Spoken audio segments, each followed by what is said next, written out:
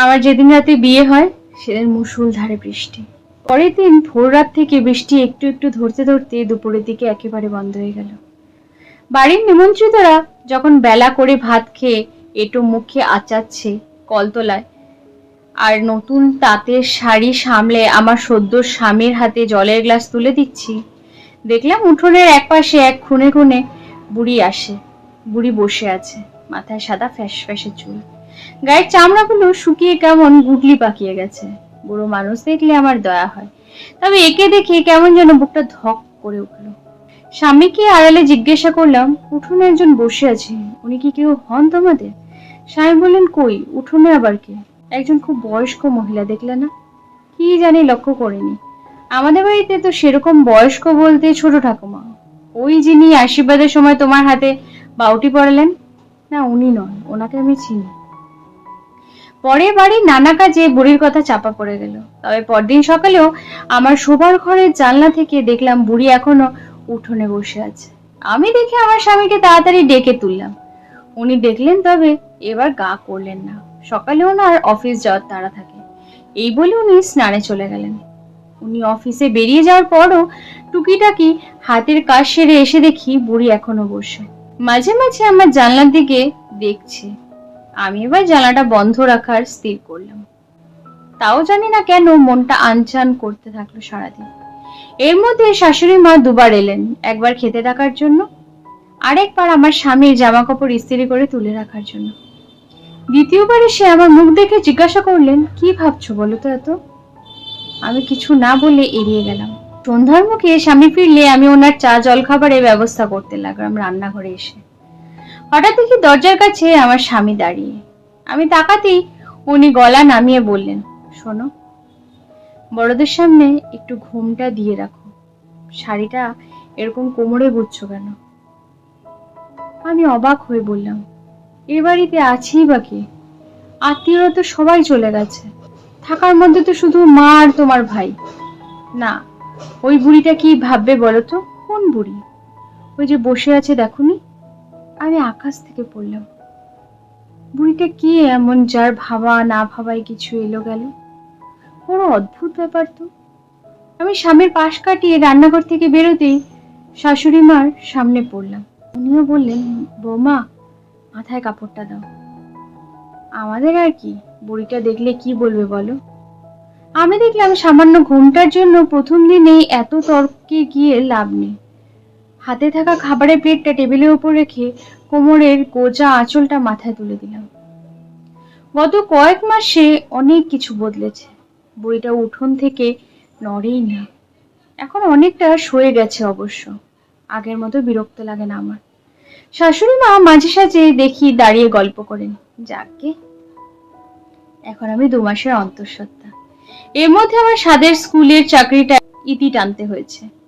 স্বামী শাশুড়ি দুজনেই একসুরে বলেছিলেন, আমাদের অসুবিধা নেই ভূমি, কিন্তু বুড়িটা কি ভালো চোখে দেখবি তুমি বলো?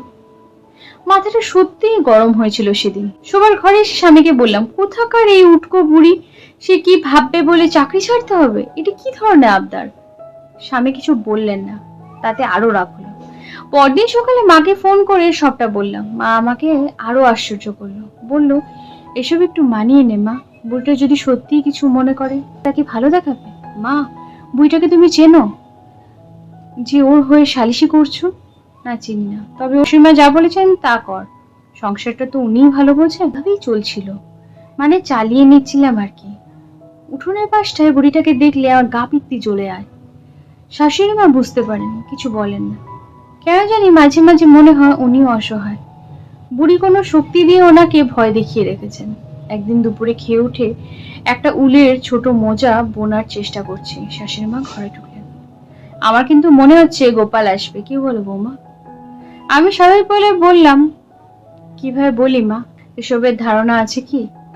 তাও বটে, তবে তোমার প্রথম তো, ছেলে হলেই দেখো, আমার তো বংশে যেই আসুক তাকেই আদরে মাথায় করে রাখবো, কিন্তু বুড়িটা তো সেকেলে, বোঝই তো, ছেলের মুখ দেখবে বলেই। আমি চুপ করে থাকলাম। আজকাল এসবের প্রতিবাদ করে আজ খারাপ করি না। মা বলে শান্ত থাকবি এই সময়টা। শান্ত আমি কখনোই ছিলাম না ছোট থেকে, বরঞ্চ বড় ডান পিটে গেছো ছিলাম। স্কুলে আবৃত্তি করতাম খুব। বিয়ের পরে পরে আমার স্বামী মাঝে মধ্যে আমার জন্য বকুল ফুল নিয়ে আসতেন, আর আমি সন্ধ্যাবেলা লোডশেডিং হলে এক এক দিনের ছাদের কার্নিশের কাজটায় গিয়ে অতুল প্রসাদী গান গুনগুন করতাম। বুড়িটা কি ভাববে, বুড়িটা কি ভাববে করে করে এক এক করে সব গেল আমার। আজকাল নিজের ভেতরেই গুমড়ে থাকি। বয়সটাও যেন হঠাৎই বেড়ে গেছে। এতগুলো বছর কেটে গেল এ বাড়িতে, বুড়িটা কি বসে রইল উঠোনের কোণটায়। আমার কোল আলো করে যে কন্যা সন্তানটি এসেছিল তার বয়স আজ 19। উঠতি বয়স, সব কথাও কি শোনানো যায় না তেমন।